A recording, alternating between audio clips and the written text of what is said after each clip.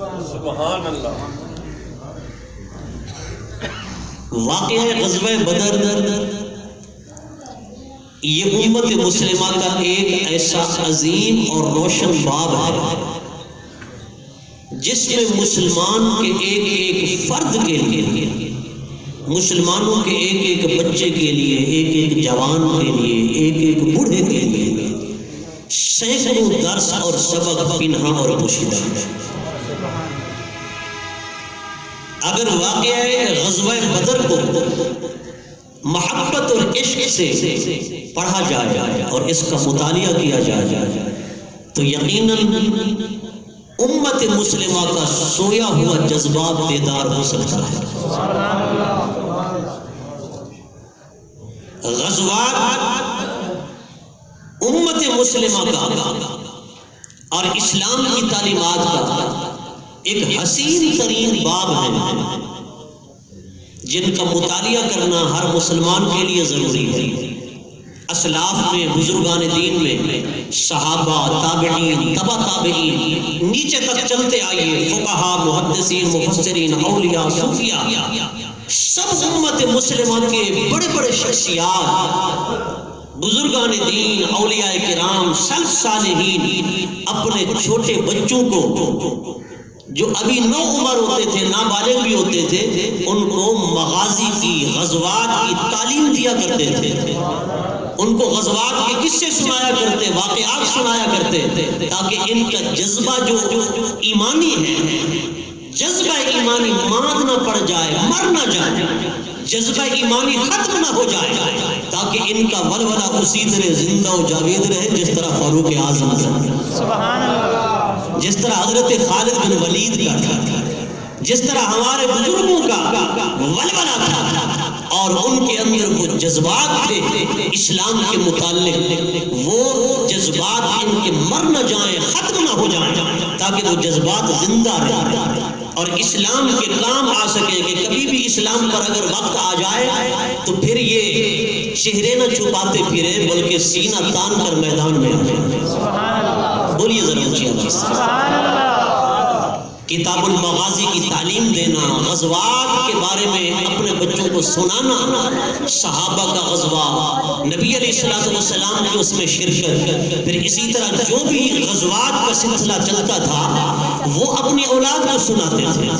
اور اسی غزوات کے ایک چپچر میں ایک غزوہ بدر بھی، غزوہ بدر یہ ماہ رمضان کی 17 تاریخ بروز جمعۃ المبارک سن 2 ہجری بمطابق 13 مارچ 624 سن عیسوی کو نبی کریم صلی اللہ تعالیٰ علیہ وسلم کی قیادت، سپہ سالاری، رہنمائی، آپ کی رہبری میں مسلمانوں اور کفار مکہ کے درمیان مدینہ شریف سے چند میل کے فاصلے پر میدان بدر کے اندر وقوع پذیر ہوا۔ سبحان اللہ، سبحان اللہ۔ یہ اسلام اور کفر کی پہلی ٹکر ہے، حق و باطل کا پہلا مارکا ہے۔ آپ کی توجہ چاہوں گا، یہ کفر و اسلام کی پہلی ٹکر، حق و باطل کا پہلا مارکا،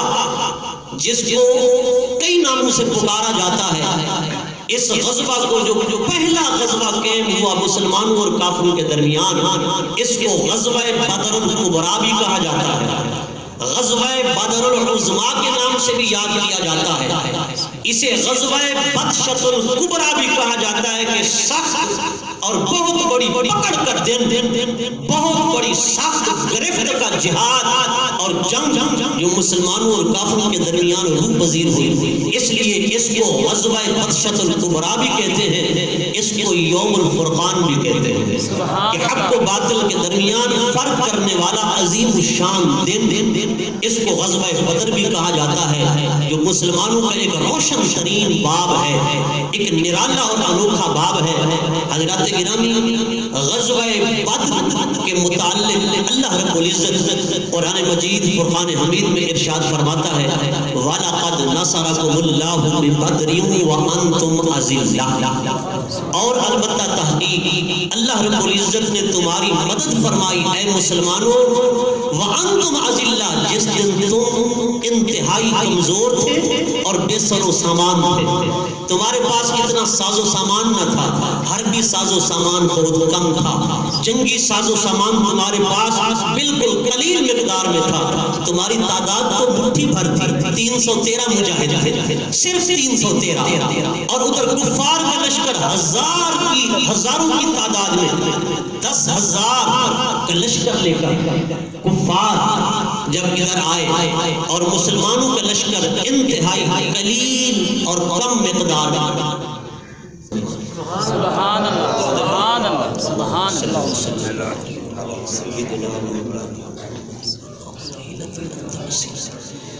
اغثنی یا رسول اللہ، ادرکنی یا حبیب اللہ.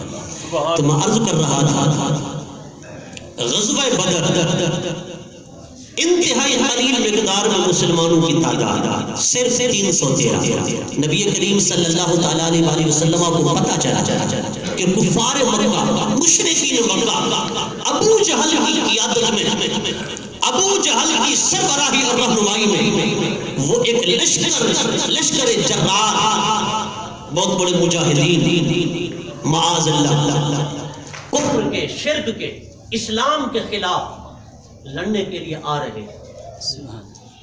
آقا دو جہاں صلی اللہ تعالیٰ علیہ وسلم کو پتہ چلا تو سرکار کائنات علیہ الصلوۃ والتسلیمات نے مسلمانوں کو اعلان کر دیا کہ اے مسلمانوں، ہم نے مسجدیں بھی بنائی، میری طرف توجہ، ہم نے مدرسے بھی بنائے، ہم نے مسجدوں میں بیٹھ کر نمازیں بھی پڑھی اور مدرسوں میں قرآن بھی پڑھایا، ہم نے سبحان اللہ کی تسبیحات بھی پڑھی، الحمدللہ کے ورد بھی کیے، اللہ اکبر کے وظیفے بھی پڑھے، لا الہ الا اللہ کی ضربیں بھی لگائیں، ہم نے تلاوت قرآن بھی کی، ہم نے نمازیں بھی پڑھی، عبادت و ریاضت بھی کی، ذکر و اذکار بھی کیے، ہم نے مسجدوں میں بیٹھ کر اللہ اللہ بھی کیا.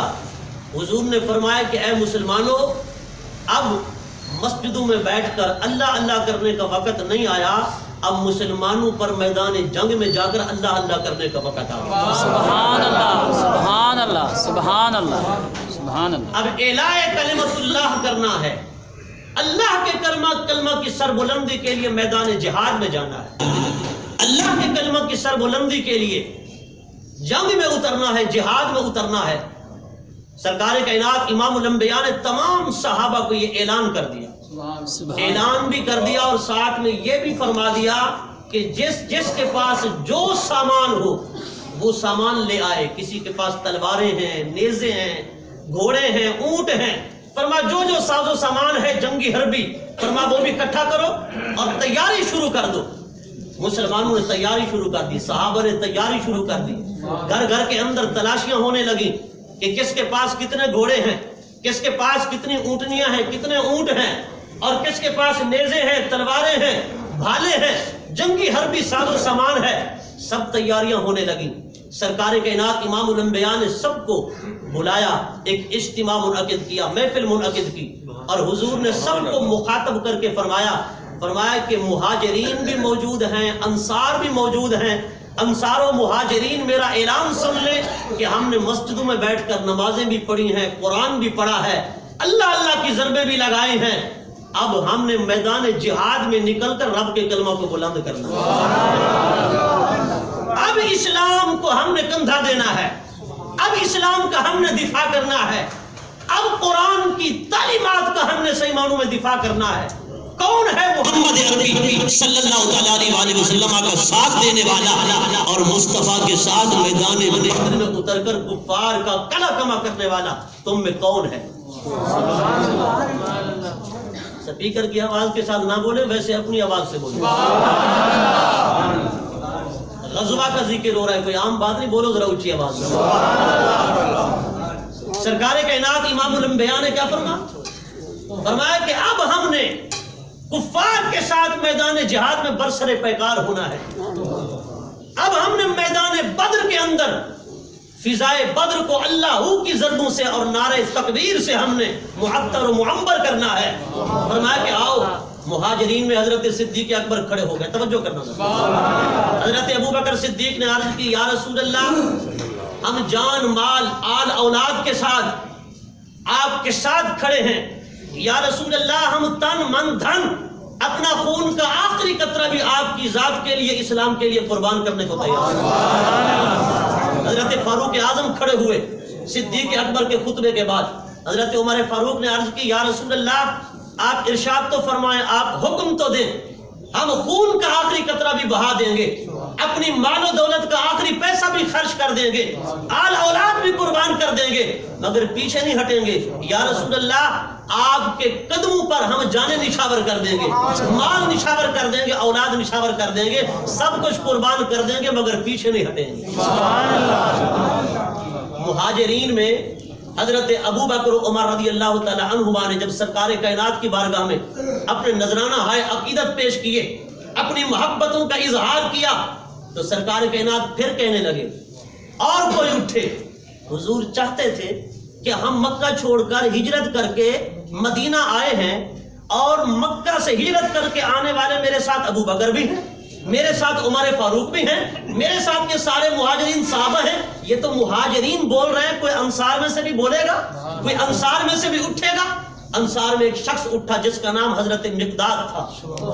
हजरत मिक़दाद खड़े हुए। हजरत मिक़दाद अर्ज करते हैं, ला नक़ूलु कमा क़ाल कौम मूसा या रसूलुल्लाह सल्लल्लाहु अलैहि वसल्लम, ऐ अल्लाह के रसूल, हम उस तरह नहीं कहेंगे जिस तरह मूसा अलैहिस्सलाम की कौम ने मूसा अलैहिस्सलाम से कहा था, इज़हब अंत व रब्बुका फ़क़ातिला इन्ना हाहुना क़ाइदून, तुम जाओ और तुम्हारा रब जाए और दुश्मनों से लड़ो, हम तो यहाँ बैठे तुम्हारा इंतजार कर रहे हैं। या रसूल अल्लाह, हम ये नहीं कहेंगे, वलाकिन्ना नुक़ातिलु अन यमीनिका व अन शिमालिका व बैन यदैका व खल्फका।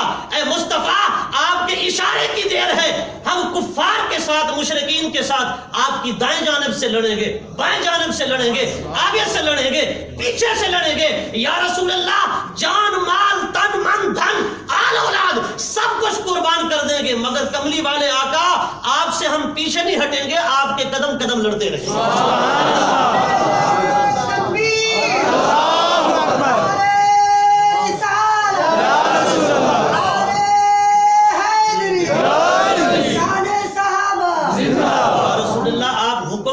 आप इजाजत तो अता फरमाएं। हजरत अब्दुल्ला बिन मसूद कहते हैं, राईतु नबी सल्लल्लाहु अलैहि वसल्लम अशरका वजहुहु व सिर्रुहु। हजरत अब्दुल्ला बिन मसूद फरमाते हैं, मैंने हुजूर का चेहरे अनवर देखा। हुजूर ने जब एक अंसारी की ये बात सुनी, जो मदीना के रहने वाले थे, जिनके पास हुजूर आकर मेहमान हुए थे, जिन्होंने मेजबानी का हक अदा कर दिया था, वो अंसारी साहबी जब खड़ा होकर अपनी जुरत रिंदाना का इजहार कर रहा था, जवामर्दी का इजहार कर रहा था, कुर्बानियों का इजहार कर रहा था, अपने आप को पेश कर रहा था, हुजूर का चेहरा खुशी और मसरत से चमक उठा, मुस्कुराने लगे। हुजूर के चेहरे पर खुशी के आसार नमूदार हो गए। फिर अंसार का सरदार हजरत साद बिन मुआज खड़े हुए। हजरत साद बिन मुआज खड़े हुए। हजरत साद बिन मुआज ने अर्ज की, या रसूल अल्लाह सल्लल्लाहु अलैहि वसल्लम, सिद्दीक अकबर का खुतबा भी आपने सुना, फारूक आजम का खुतबा भी आपने सुना, मिक़दाद बिन मादी करब का खुतबा भी आपने सुना। या रसूल अल्लाह, अंसार के सरदार होने के नाते साद बिन मुआज आपकी बारगाह में अर्ज करता है, या रसूल अल्लाह, ये तो कुछ भी नहीं है कुफ्फार मक्का, आप हमें इजाजत दें कि समंदर में छलांगे लगा दो, हम आपके हुक्म पर समंदर में कूदने के लिए तैयार। सुभान अल्लाह, सुभान अल्लाह, आपके हुक्म पर समंदर में कूदने के लिए तैयार हैं। या रसूल अल्लाह, हम सारे के सारे आपके हुक्म पर समंदर में गिर जाएंगे, समंदर में कूद जाएंगे, छलांगे लगा देंगे, हमारा एक बंदा भी पीछे नहीं खड़ा होगा, सब के सब आपके हुक्म की इताअत करेंगे। सुभान अल्लाह अकबर। ये क्या वलवला था, ये क्या जज्बा था। सरकार कायनात इमाम उल अंबिया ने ऐलान फरमाया कि इलाही कलिमतुल्लाह की खातिर निकलना है, अब मस्जिदों मदरसों और घरों को छोड़ना है, अब फिजाए बद्र पैदा करनी है, अब मैदान बद्र में जाकर रब के कलमा की सरबुलंदी के लिए लड़ना है, अब तलवारों की झंकार में रब के नाम के नारे लगाने हैं, अब नारे तकबीर मैदान के अंदर जाके बुलंद करना है। सरकार कायनात के सहाबा अंसार और मुहाजिरीन ने जब पूरी यकीन दहानी करवाई और सहाबा किराम गोया के यूं कह रहे थे हुजूर की बारगाह में, تعال اللہ یہ شیوا ہی نہیں ہے با وفاؤں کا، تعال اللہ یہ شیوا ہی نہیں ہے با وفاؤں کا، دودھ پیا ہے ہم نے غیرت والی ماؤں کا۔ سبحان اللہ۔ یہ دودھ رنگ لاتا ہے نا۔ اگر ماں دودھ پلائے یاسین کی تلاوت کرتے ہو، اگر ماں دودھ پلائے باوضو ہو کر، تو رب کعبہ کی قسم پھر ایسے جانثار پیدا ہوتے ہیں، سبحان اللہ۔ پھر ایسے جانباز پیدا ہوتے ہیں۔ تعال اللہ یہ شیوا ہی نہیں ہے، یہ شیوا ہی نہیں ہے با وفاؤں کا، دودھ پیا ہے ہم لوگوں نے غیرت والی ماؤں کا، نبی کا حکم ہو ہم کود جائیں سمندر میں، نبی کا حکم ہو ہم کود جائیں سمندر میں، فضا کو محو کر دے نعرہ اللہ اکبر، سبحان اللہ۔ نعرہ اللہ اکبر میں۔ یا رسول اللہ آپ اجازت تو عطا فرمائیں۔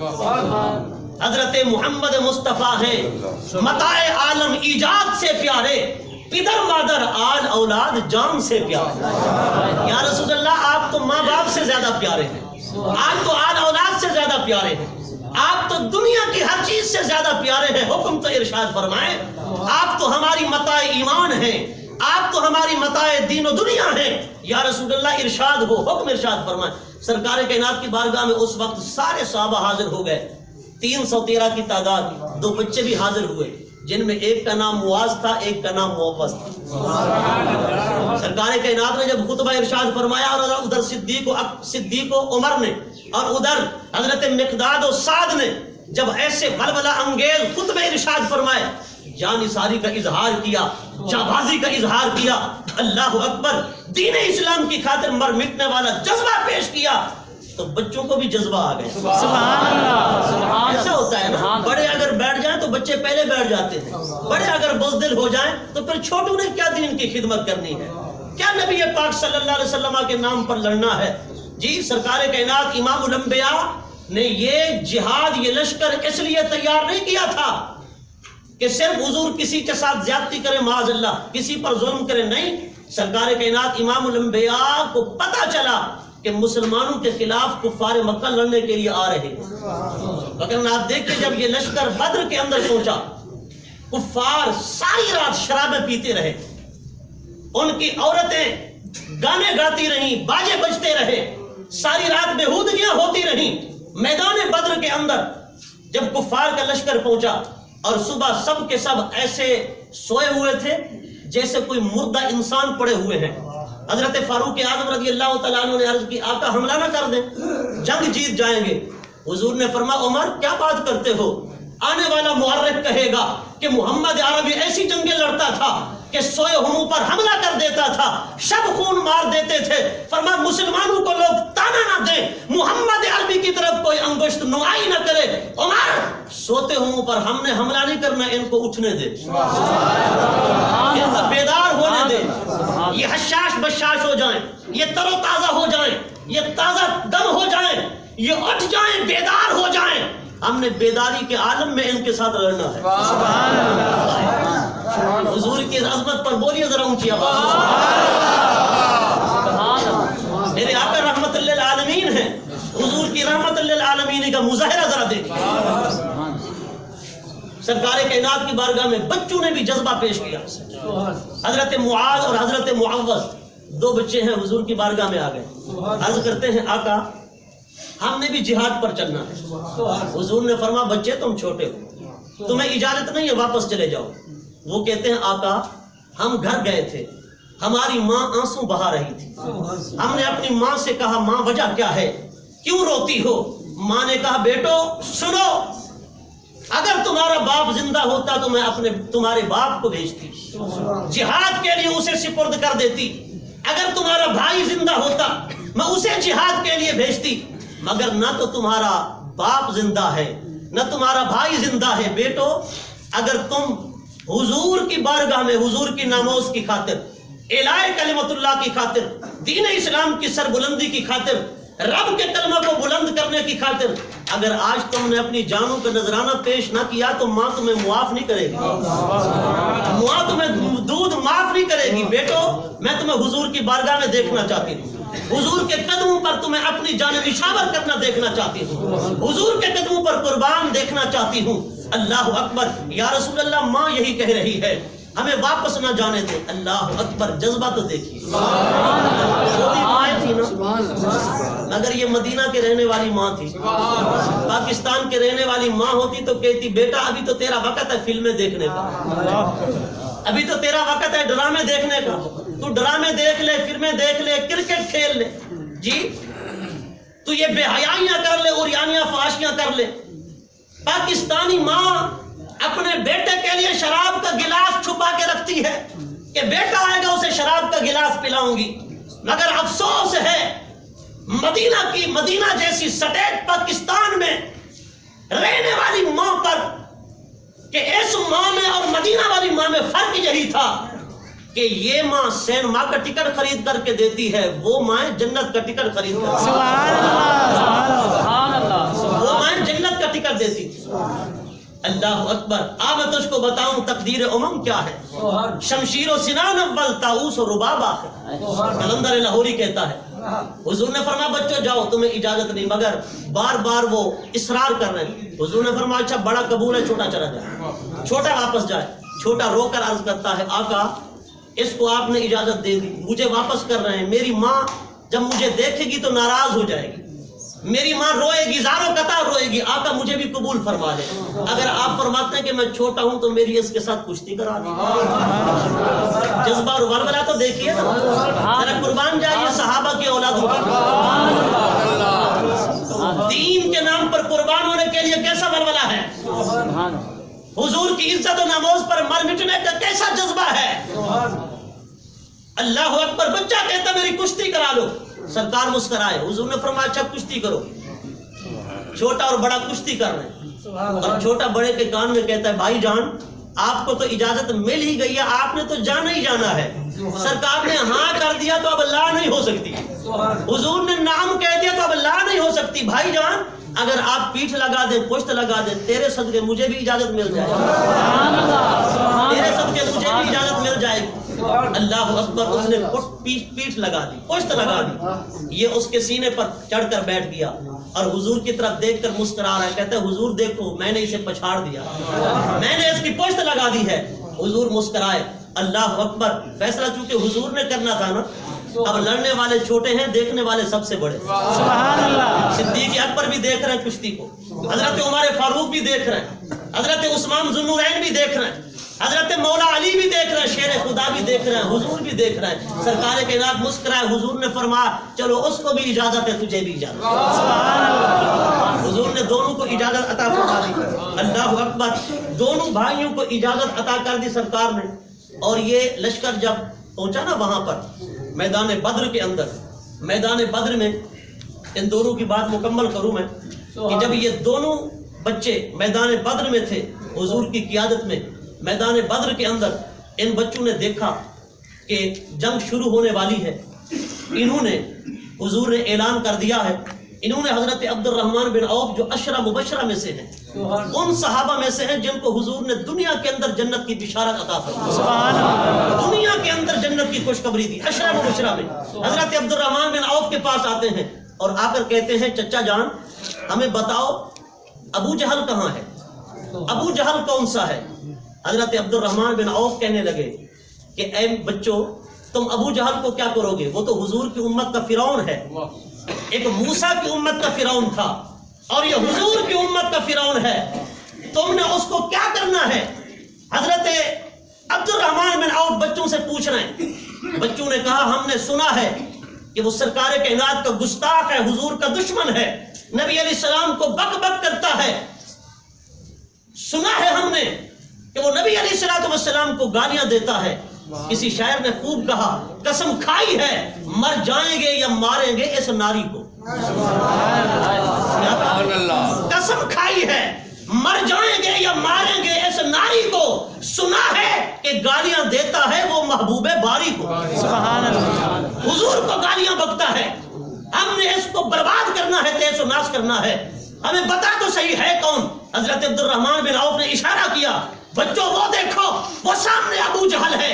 حضرت عبد الرحمن بن عوف نے ساتھ یہ بھی کہا بچوں اس کے ارد گرد فوجیوں کا ایک دستہ ہے، حفاظت کرتا ہے اس کے گرد اگرد فوج کا ایک دستہ، فوج کا ایک دستہ، بچوں تم کیسے جاؤ گے؟ مگر غازیان اسلام نے کہا، نبی کے متوالوں نے کہا، حضور کے مجاہدوں نے کہا، حضور کے غازیوں نے کہا، اے چچا عبد الرحمن بے شک تو سچ کہتا ہے، حفاظت کرتا ہے اس کے گرد اگرد فوج کا ایک دستہ، مگر یہ دستہ کب تلک روکے گا اسرائیل کا رستہ؟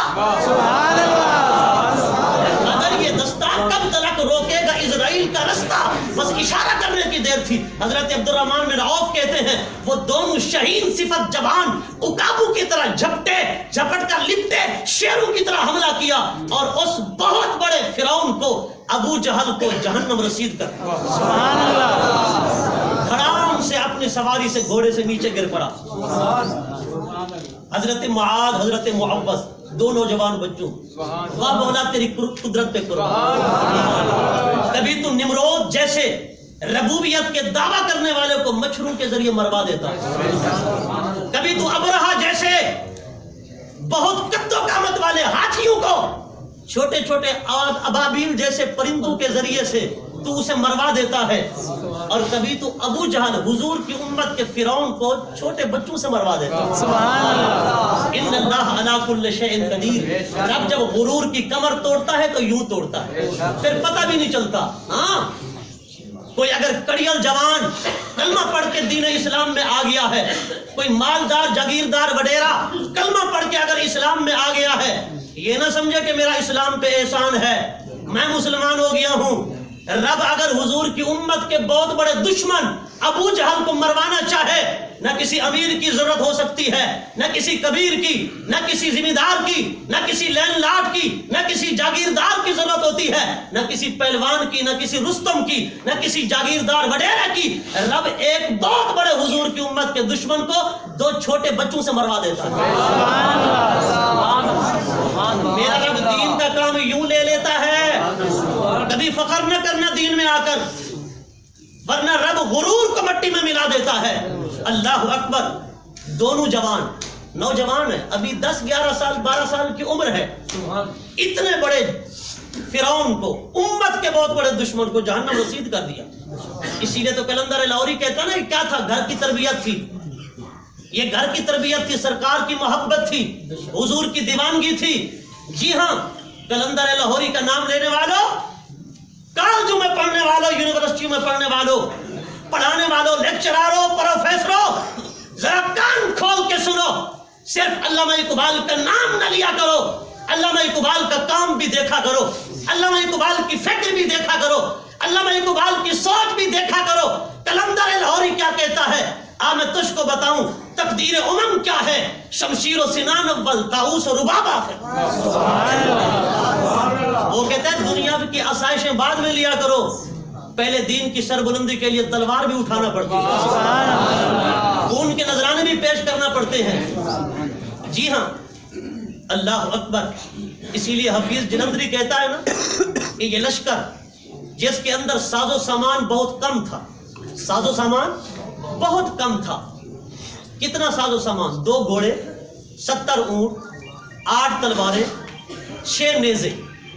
اسی لیے حفیظ جلندری مرحوم کہتا ہے، وہ حفیظ جلندری جس نے قومی ترانہ بھی لکھا، جو حضور غوث پاک کا غلام تھا۔ میں نے آیت مبارکہ پڑھی نا، وَلَقَدْ نَصَرَكُمُ اللَّهُ بِبَدْرٍ وَأَنْتُمْ أَذِلَّةٌ، اور البتہ تحقیق اللہ نے تمہاری مدد فرمائی جب تم بے سر و سامان تھے۔ کسی نے ترجمہ کیا وَأَنْتُمْ أَذِلَّةٌ کا، تم ذلیل و خوار تھے، معاذ اللہ، تم ذلیل و رسوا تھے۔ یہ ترجمے کیے مولویوں نے، مگر اعلیٰ حضرت عاشق رسول شیخ الاسلام والمسلمین امام احمد رضا خان فاضل بریلوی ترجمہ کنز الایمان میں کیا خوب فرماتے ہیں۔ آپ فرماتے ہیں وَأَنْتُمْ أَذِلَّةٌ، اللہ نے مسلمانوں تمہاری مدد فرمائی جب تم بے سر و سامان تھے، جب تم کمزور تھے۔ کتنا بادب ترجمہ ہے۔ اس لیے لغت سے ترجمہ نہیں آتا، نہ علم سے آتا ہے، نہ عقل سے آتا ہے۔ ترجمہ قرآن نہ لغتوں سے آتا ہے، نہ کتابوں سے آتا ہے۔ ترجمہ قرآن عشق مصطفیٰ سے آتا ہے، ترجمہ قرآن ادب مصطفیٰ سے آتا ہے، ترجمہ قرآن تعظیم مصطفیٰ سے آتا ہے۔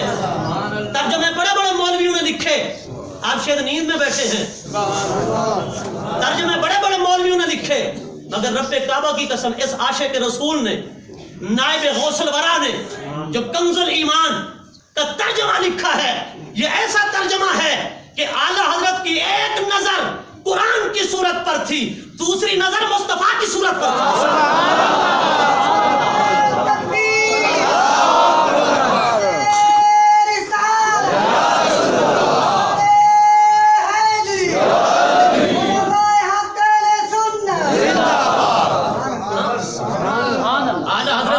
مصطفیٰ کو دیکھ کر قرآن لکھا ہے، قرآن کا ترجمہ لکھا ہے، قرآن کی تفسیر لکھی ہے۔ ایک نظر قرآن کی صورت پر تو دوسری نظر جمال مصطفیٰ کی صورت پر۔ یہ بھی حضور غوث پاک کے غلام تھے۔ حفیظ جلندری بھی غوث پاک کا غلام تھا۔ حفیظ جلندری کہتا ہے یہ لشکر ساری دنیا سے انوکھا تھا، نرالا تھا، کہ اس لشکر کا افسر کالی کملی والا تھا۔ وہ کہتے ہیں اس لشکر کی مثال نہیں ملتی، تعداد میں تھوڑے، سامان میں تھوڑے، مگر ان کا رہنما رہبر، ان کا قائد، ان کا سپہ سالار، چیف آف آرمی سٹاف کوئی اور نہیں، محمد عربی کی ذات، امام الانبیاء کی ذات ہے۔ یہ لشکر ساری دنیا سے انوکھا تھا، نرالا تھا، کہ اس لشکر کا افسر کالی کملی والا تھا، نہ تیغ و تیر پر تکیا، نہ خنجر پر، نہ بھالے پر، نہ تیغ و تیر پر تکیا، نہ خنجر پر، نہ بھالے پر، بھروسہ تھا تو ایک سادہ سی کالی کملی والے پر۔ صحابہ کو حضور کی ذات پر بھروسہ تھا۔ یہی تو وجہ تھی کہ جب کافروں نے ایک نمائندہ بھیجا نا، یہ میدان بدر ہے، کنویں کے قریب مسلمانوں نے پڑاؤ ڈالا، اپنے خیمے لگائے، کفار کو اونچی جگہ مل گئی، اللہ اکبر۔ سرکار کائنات امام الانبیاء نے وہاں پڑاؤ ڈالا تو کافروں نے کہا جاؤ دیکھو، ایک نمائندہ بھیجا کہ کہیں کمین گاہ میں، کہیں خندق میں، کہیں گڑھے کے اندر کوئی ہمارے جاسوسی کرنے کے لیے چھپا ہوا تو نہیں ہے۔ وہ نمائندہ آیا، پھر کر چلا گیا واپس۔ جب واپس گیا نا، اس نے کہا میں نے کوئی نمائندہ تو نہیں دیکھا، سب کے سب ایک جگہ بیٹھے ہوئے ہیں، زبانوں پہ خاموشی ہے، لگتا ہے کہ گنگے ہیں۔ ہم نے دیکھا ایک شخص ہے جو کلام کر رہا ہے، گفتگو کر رہا ہے، باقی سب آرام سے بیٹھے سن رہے ہیں۔ ہم نے دیکھا کہ ان کی اونٹنیوں پر موت سوار ہے، ان کے پاس اتنا گھوڑے نہیں، اتنا نیزے نہیں، اتنا تلواریں نہیں، ان کے پاس اتنا اونٹ نہیں، جنگی ساز و سامان نہیں، لیکن یہ یثرب کی اونٹنیاں جو 70 کی تعداد میں ہیں، یہ موتیں لاد کر لائی ہیں، موتیں سوار کر کے لائی ہیں، اور یہ موتیں تم پر اترنے والی ہیں۔ وہ زبان سے تو گنگے معلوم ہوتے ہیں، لیکن لگتا ایسا ہے کہ جیسے کوئی سانپ پیچ و تاب کھاتا ہے، ان کے دل پیچ و تاب کھا رہے ہیں، دشمن پر جھپٹنے کے لیے منتظر ہیں کہ ان کا نبی اجازت تو دے، وہ شیروں کی طرح کیسے حملہ کر وہ اپنے نبی کے اشارے کے منتظر ہیں، وہ آقا کے اشارے کے منتظر ہیں، وہ پیچ و تاب کھا رہے ہیں۔ وہ کہتے ہیں اشارہ تو حضور کریں، ہم کیسے عقابوں کی طرح جھپٹتے ہیں، ہم کیسے شیروں کی طرح کفار پر حملہ کر کے ان کو جہنم رسید کرتے ہیں۔ تمہارا کام نہیں ان سے لڑنا، یہ ان کا نمائندہ کہہ رہا ہے، ابو جہل کو کہہ رہا ہے۔ اللہ اکبر۔ جب یہ لشکر وہاں پہنچا، قلندر لاہوری، ڈاکٹر علامہ اقبال بھی عاشق رسول تھے، اور حفیظ جلندری بھی عاشق رسول تھا، اور حضور غوث پاک کا غلام تھا۔ ایک مرتبہ ایک سرکاری جلسہ ہو رہا تھا، جو حفیظ جلندری کی بات آئی تو تھوڑی سی عرض کر دوں۔ سرکاری جلسہ ہو رہا تھا، وہاں مختلف مکاتب فکر کے لوگ تھے، مختلف مسالک کے لوگ بھی آئے ہوئے تھے۔ حفیظ جلندری نے کہا کہ یہ دروازے سارے بند کر دو حال کے، تاکہ کوئی باہر نہ جا سکے۔ آج میں نے حضور غوث پاک کی 11ویں بھی یہاں منوانی ہے، اور حضور غوث پاک کی 11ویں منانے کے بعد 11ویں کا لنگر بھی کھلانا ہے، آخر میں سلام بھی پڑھوانا ہے۔ حفیظ جلندری کا نام لینے والوں، قلندر لاہوری کا نام لینے والوں، اعلیٰ حضرت احمد رضا حضور غوث پاک کے غلام تھے، حفیظ جلندری حضور غوث پاک کا غلام تھا۔ جی ہاں، حضرت مفتی برہان الحق قادری جبل پوری رحمت اللہ تعالیٰ علیہ، آپ فرماتے ہیں جب پاکستان کے حوالے سے قراردادیں منظور کی جا رہی تھیں، فرماتے ہیں دہلی کے اندر ایک کانفرنس ہوئی، توجہ سے سننا میری بات کو، دہلی کے اندر ایک کانفرنس ہوئی، اس کے بعد ہم بیٹھے، یہ تجویزیں آئیں کہ اس مملکت کا جو نئی ملک بن رہا ہے، نئی مملکت بن رہی ہے، اس کا نام کیا ہونا چاہیے؟ ایک تجویز آئی کہ اس کا نام اسلامستان ہونا چاہیے، اسلامستان اس کا نام رکھا جائے۔ ایک تجویز آئی کہ اس کا نام جناحستان رکھا جائے، چونکہ جناح محمد علی جناح اس کے قائد ہیں، اس تحریک کو چلانے والے ہیں، لہذا ان کے نام پر اس کا نام جناحستان رکھا جائے۔ ایک تجویز آئی کہ اس کا نام اسلام آباد رکھا جائے، ملک کا نام اسلام آباد رکھا جائے۔ ایک تجویز آئی کہ جناح آباد رکھا جائے، مگر مفتی برہان الحق قادری جبل پوری رحمۃ اللہ علیہ، قادری کیوں کہتے ہیں کہ حضور غوث پاک کے غلام تھے، سبحان اللہ۔ وہ فرماتے میں وہاں بھی بیٹھا تھا، اچانک میں نے کوئی سوچا ہی نہیں، کوئی فکر ہی نہیں کی، ذہن ہی نہیں بنایا، اچانک ایسا لفظ میرے ذہن میں القاء ہو گیا اور زبان سے اور منہ سے نکل گیا کہ اس نئے ملک کا نام کوئی اور نہیں ہونا چاہیے، اس کا نام پاکستان ہونا چاہیے، اس کا نام پاکستان ہونا چاہیے۔ حضور غوث پاک کا فیضان تو دیکھو، سرکار غوث پاک کا فیضان کتنا دور تک جاتا ہے، حضور غوث پاک کے فیضان کے چشمے بہ رہے ہیں۔ یہ حضور غوث الورا کی رب کعبہ کی قسم نگاہ کا کرم ہے، پاکستان بنا بھی تھا اور پاکستان قائم بھی رہے گا۔ سبحان اللہ۔ بولو ذرا اونچی آواز میں، اس مملکت خدا داد کو کوئی نہیں مٹا سکتا۔ اللہ اکبر۔ یہ لشکر ساری دنیا سے انوکھا تھا، نرالا تھا۔ اس لشکر کا افسر کالی کملی والا تھا، نہ تیغ و تیر پر تقیہ، نہ خنجر پر، نہ بھالے پر بھروسہ تھا، ایک سادہ سی کالی کملے والے پر تھے ان کے پاس 2 گھوڑے، 6 زرہیں، 8 شمشیریں، بدلنے آئے تھے یہ لوگ دنیا بھر کی تقدیر۔ سبحان اللہ۔ آج تقدیر بدلنی تھی نا۔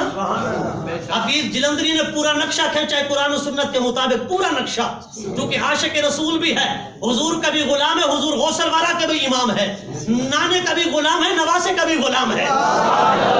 اللہ اکبر۔ اس نے پورا نقشہ کھینچا ہے اور یہی تھا۔ حضور دعا کرتے، مولا میں مصطفیٰ جوانی کی جمع پونجی لے کر آیا ہوں، یہ 313 مصطفیٰ کی دعاؤں کا اثر ہے، یہ 313 مصطفیٰ کی جوانی کی تبلیغ کا اثر ہے۔ مولا مکہ کی 13 سالہ زندگی اور مدینہ کی 2 سالہ زندگی کا نچوڑ لے کر تیری بارگاہ میں آیا ہوں۔ اگر تو چاہتا ہے کہ یہ آذانیں ہوتی رہیں، اگر تو چاہتا ہے یہ نمازیں پڑھی جاتی رہیں، رکوع میں سبحان ربی العظیم کہا جاتا رہے، سجدے میں سبحان ربی الاعلیٰ کی صدائیں آئیں، اللہ اکبر کے نعرے مستانے لگتے رہیں، مولا تیرا نام جپنے والے اگر زندہ رہیں، اگر تو چاہتا ہے تو آج ان مٹھی بھر مسلمانوں کو شکست نہیں، آج انہیں فتح عطا کرنی ہے، وگرنہ مولا سن لے، اگر یہ شکست کھا گئے تیرا نام لینے والا، تیری عبادت کرنے والا آج کے بعد دنیا میں کوئی نہیں رہے گا۔ مصطفیٰ کی دعا تو دیکھو، مصطفیٰ کی دعا تو دیکھو۔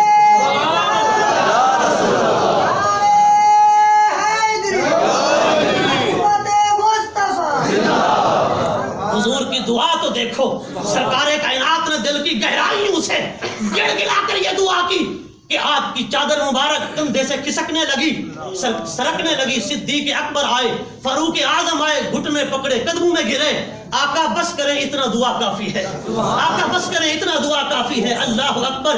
حضور نے رب کی بارگاہ میں کیا کہا؟ مولا اگر یہ شکست کھا گئے پھر تیری عبادت کرنے والا کوئی نہ ہوگا، تیری آذانیں پڑھنے والا کوئی نہ ہوگا۔ اللہ اکبر۔ اس لیے تو کہا نا، تھے ان کے پاس 2 گھوڑے، 6 زرہیں، 8 شمشیریں، پلٹنے آئے تھے یہ لوگ دنیا بھر کی تقدیریں، پلٹنے آئے تھے یہ لوگ دنیا بھر کی تقدیریں۔ حضرت سواد، حضور صفیں درست کرا رہے ہیں میدان بدر میں، حضرت سواد آگے نکلے ہوئے ہیں، سرکار کائنات نے ان کے سینے پر چھڑی ماری، چھڑی مار کے فرمایا کہ استوی یا سواد، اے سواد سیدھے ہو جاؤ، صف کے سیدھے پن کو غارت نہ کرو، صف کو ذرا سیدھا رکھو، صف کو بالکل سیدھا رکھو۔ یہ جو صفیں بنوائی جاتی ہیں نماز کے لیے، یہ میدان جنگ کی تربیت ہو رہی ہے۔ بولو ذرا اونچی آواز میں، جنگ اور جہاد کا نام ہے تو ڈرتے ہو؟ جو ہے سبحان اللہ، یہ جنگ کی تربیت ہو رہی ہے کہ اگر وقت آئے اسلام پر تو پھر اس طرح صفیں سیدھی ہونی چاہیے۔ حضور آگے ہوئے، حضور چونکہ چیف آف آرمی سٹاف ہے، سپہ سالار اعلیٰ ہیں، حضرت سواد آگے گئے، حضور کی بارگاہ میں عرض کی دست بستہ، آقا میں بدلہ لینا چاہتا ہوں. آپ نے سینے پر چھڑی ماری ہے. آقا میں آپ سے بدلہ لینا چاہتا ہوں. حضور نے فرمایا سواد اس تک دے یا سواد، اے سواد آپ بدلہ لے، اے سواد آپ بدلہ لے لے. حضرت سواد کہتے ہیں آقا جب آپ نے چھڑی ماری تو میرا جسم ننگا تھا، آپ نے زرہ پہنی ہے، زرہ کے نیچے قمیض ہے. حضور نے زرہ کی کڑیاں کھول دی، بند کھول دیے، اور حضور نے قمیض اتار دیا اور جسم کو ننگا کر کے کہا. سرکار کائنات نے سینہ کو ننگا کر کے فرمایا کہ اے سواد آ، اگر تیرا سینہ کھلا تھا اور میں نے چھڑی ماری، آپ مصطفیٰ کا سینہ کھلا ہے، آپ بدلا لیں. سبحان اللہ. یہ کہنے میں تو بات ہے لیکن سمجھنے کے لیے بہت بڑی بات ہے. سمجھنے کے لیے بہت بڑی بات ہے. ایک سپہ سالار اعلیٰ سے ایک سپاہی کہے کہ میں آپ سے انتقام لینا چاہتا ہوں، بدلہ لینا چاہتا ہوں. میں کہتا ہوں کوئی اور ہوتا تو وہ کورٹ مارشل لگا دیتا اور کورٹ مارشل کرنے کا حکم دے دیتا. مگر کیا بات ہے مصطفیٰ کی عظمت کی، کیا بات ہے مصطفیٰ کی مساوات کی، کیا بات ہے مصطفیٰ کے انصاف کی. مساوات محمدی کی ایسی مثال قائم کر دی جس کی مثال قیامت تک ملنا مشکل ہے.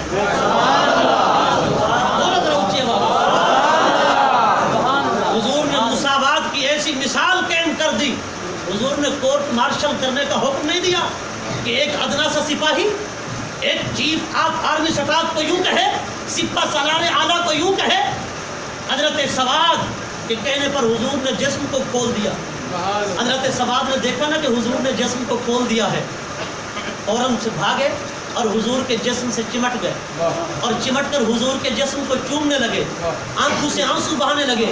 حضور نے فرمایا سواد تو نے تو بدلہ لینا تھا، تو نے تو انتقام لینا تھا، یہ کیا کر رہا ہے؟ عرض کرتا ہے آقا چومتا بھی جا رہا ہے، روتا بھی جا رہا ہے اور بولتا بھی جا رہا ہے. آقا سواد کون ہے؟ آپ سے انتقام اور بدلہ لینے والا. میرے ماں باپ آپ پر قربان جائیں، میں میدان جنگ میں ہوں، جان شہادت نوش کر جاؤں گا. میں نے کہا آخری بار حضور کے جسم کو چوم لوں، اپنے جسم کو حضور کے جسم کے ساتھ لگا لوں، اس لیے کہ جس کو یہ اعزاز حاصل ہو جاتا ہے، حضور کے جسم سے لگ جاتا ہے، اس پر جہنم کی آگ حرام ہو جاتی ہے. اگر فرشتے قبر کے اندر مجھ سے پوچھیں اے سواد بتا تو کیا لایا ہے، میں فرشتوں سے کہوں فرشتوں اور کچھ نہیں لایا، مصطفیٰ کے جسم کا بوسہ لایا ہوں.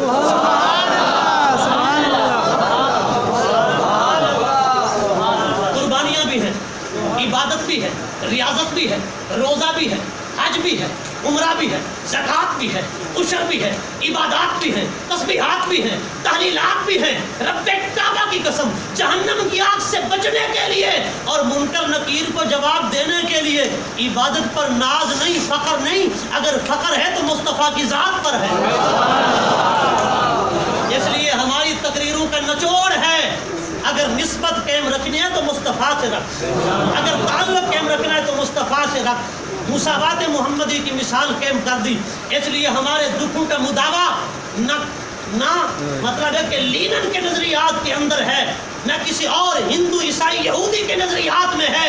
اگر ہمارے دکھوں کا علاج اور مداوا ہے تو مسلمانوں یا کتاب الہی میں ہے یا سنت سید المرسلین. آؤ قرآن مجید کا دامن تھام لو، آؤ سنت رسول اللہ کا دامن تھام لو، اسی میں ہمارے دکھوں کا علاج ہے. ارے کسی نظام کے اندر نہ سوشلزم میں، نہ کمیونزم میں، نہ کسی اور کیپٹلزم کے اندر ہمارے دکھوں کا علاج ہے. نہ ہمیں کہیں چین اور سکون مل سکتا ہے. اگر ہمارا چین اور سکون ہے تو گنبد خضرا کی چھاؤں میں اور مصطفیٰ کریم کے نظام میں ہے، رب کے دیے ہوئے نظام میں ہے. اس لیے آج لے ان کی فلاح، آج مدد مانگ ان سے، پھر نہ مانیں گے قیامت میں اگر مان گیا. ان کے جو ہم غلام تھے، خلق کے پیشوا رہے، ان سے پھرے جہاں پھرا، آئی کمی وقار میں.